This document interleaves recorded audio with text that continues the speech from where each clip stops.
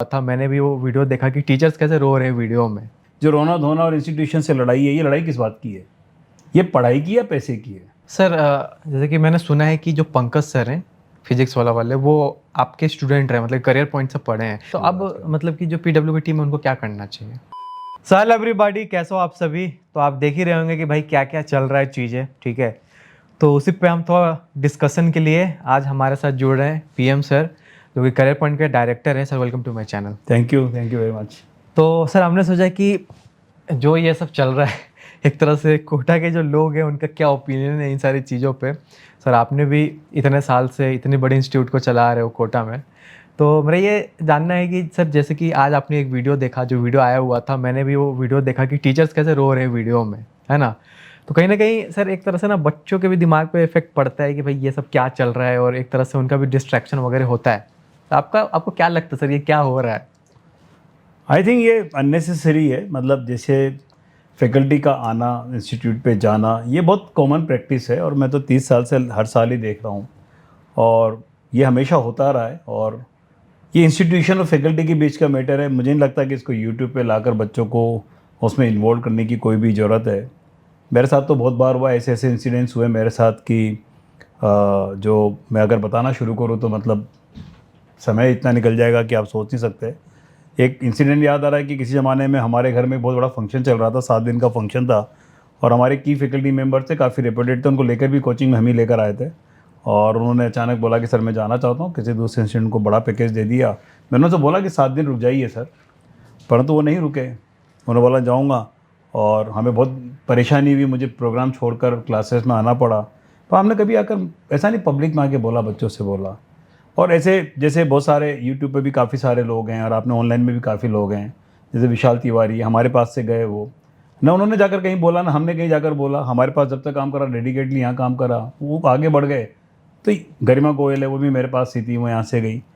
तो उन्होंने बोला। मुझे लगता है कि जो इंस्टीट्यूशन एक कल्चर है, प्रोफेशनल कल्चर है, वो कभी भी बच्चों को इन्वॉल्व नहीं करेगा उसके अंदर। आप अपना अपना काम करिए। आपका काम बच्चे से, आपका जो रिलेशनशिप है वो सिर्फ पढ़ने पढ़ाने तक सीमित होना चाहिए। बाकी जो पीछे हो रहा है वो सब कुछ ठीक है। और ये जो रोना धोना और इंस्टीट्यूशन से लड़ाई है, ये लड़ाई किस बात की है? ये पढ़ाई की या पैसे की है? अगर पैसे की है तो आपके और इंस्टीट्यूशन के बीच में आप उसको अपने पीछे लेवल पे सेटल करिए। और पढ़ाई की है तो फिर यूट्यूब पर आकर पढ़ाइए। फिर यहाँ पर आके सारी कहानी सुनाने का मतलब क्या है? मतलब आप देखिए, अभी नीट का, जेई का एग्ज़ाम 1-1.5 महीना रह गया। मतलब नीट जेई का तो आ ही गया, नीट का 1.5 महीना करीब रह गया है। अब बच्चे उसमें इन्वॉल्व होंगे, तो जैसे आपके घर में कोई घटना हो जाए और बच्चे उसमें इन्वॉल्व हो जाए तो आपका रिजल्ट बिगड़ जाएगा। ये वही फैकल्टी मेंबर जो बहुत मेहनत से पढ़ा है बच्चों को, जो रिजल्ट का प्रॉमिस करते हैं कि हम आपका रिजल्ट ला के देंगे, और आप उन्हीं का रिजल्ट ख़राब कर रहे हैं उनको इन्वॉल्व करके। वो बच्चा आज इन्वॉल्व हो जाएगा, दुखी हो जाएगा, एंगेज हो जाएगा, सोचता रहेगा, तो अल्टीमेटली उसके रिजल्ट पे इम्पैक्ट आएगा। मुझे लगता है कि सब बकवास है और ये बेवजह ही बच्चों को यूज़ करा जा रहा है इन सब चीज़ों में, जो बंद कर देना चाहिए। और बहुत अच्छे अच्छे फैकल्टी मेंबर हैं, उनको पढ़ाना चाहिए। सर जैसे कि मैंने सुना है कि जो पंकज सर हैं फिजिक्स वाले वो आपके स्टूडेंट रहे, मतलब करियर पॉइंट से पढ़े हैं, तो उनका भी एक कल वीडियो आया हुआ था, तो जिसमें वो बोल रहे थे कि कोई एक कंपनी है जिसने मतलब कि पैकेज ऑफर करा हुआ है, इसलिए वो एक तरह से छोड़ के जा रहे हैं। तो सर आपका क्या ओपिनियन है इसमें, मतलब कि सही में ऐसा होता है कि पैकेज वगैरह मिलता है तो टीचर छोड़ के चले जाता है? क्योंकि उन्होंने मतलब कि ऐसे आके कहा है कि भाई तो ऐसा नहीं है। भाई देखिए, हर एक आदमी की वैल्यू करता है। आपके यहाँ पर उसकी एक्स वैल्यू है, कोई दूसरा इंस्टीट्यूशन उसे 2x वैल्यू 3x वैल्यू करता है। और अगर वो जाना चाहते हैं तो जाने दीजिए ना। मतलब हर एक आदमी को ग्रोथ का अधिकार है ना, जाने दीजिए उसको। आकर कि उन्होंने पैकेज ज़्यादा दे दिए इसलिए जा रहे हैं, नहीं तो हमारे साथ रहते, आप ज़्यादा पैकेज दे दीजिए, आपके पास रह जाएंगे। या तो मैं वही तो कह रहा हूँ कि पैसे की लड़ाई है तो आप अपने लेवल पे सेटल करिए, इसको बच्चों में लाने की जरूरत नहीं है। और पढ़ाई की लड़ाई है तो पढ़ाइए। आप पंकज सर से मिले, कैसा लगा आपको मिलकर? पंकज बहुत अच्छा है, मेरा तो स्टूडेंट रहा है। और मेरे से तो जब कोटा में भी यहाँ पे हैं तो मुझसे काफ़ी बार मिले। Is a very nice guy. मतलब सब लोग अच्छे हैं, बस सब कुछ बढ़िया है। मुझे समझ में नहीं आया कि सब होता क्यों है। I think it's all about business, it's all about एक तरह से बच्चों को यूज़ करने का एक प्लेटफॉर्म सा बन गया है तो यूट्यूब। अब मतलब कि जो पीडब्ल्यू की टीम है उनको क्या करना चाहिए? कुछ नहीं करना चाहिए उनको।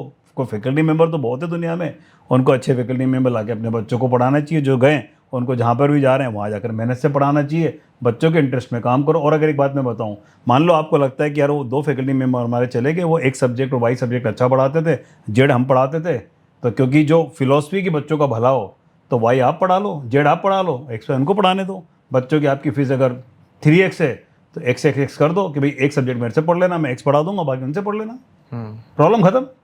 ऐसे भी कोई आप जब ऑनलाइन पढ़ाते हो तो ऐसा थोड़ी कि एक ही क्लासरूम में पढ़ाते हो, आप सबके अपने अपने घर पर या अपने अपने शहर में स्टूडियो होते हैं, आप अपने अपने स्टूडियो से पढ़ाते हो। आज ये मान लीजिए कि एक स्टूडियो एक्स इंस्टीट्यूट में, दूसरा स्टूडियो वाई इंस्टीट्यूट के अंदर है, और आप अपने अपने स्टूडियो से पढ़ा रहे हो, बच्चों की फीस को 1/3 कर दो, हर सब्जेक्ट का ऑप्शन दे दो, पढ़ने दो। इस वक्त जो बच्चे परेशान हैं, बच्चों को क्या करना चाहिए? कुछ नहीं करना चाहिए, बंद कर देना जैसे वीडियो को देखना।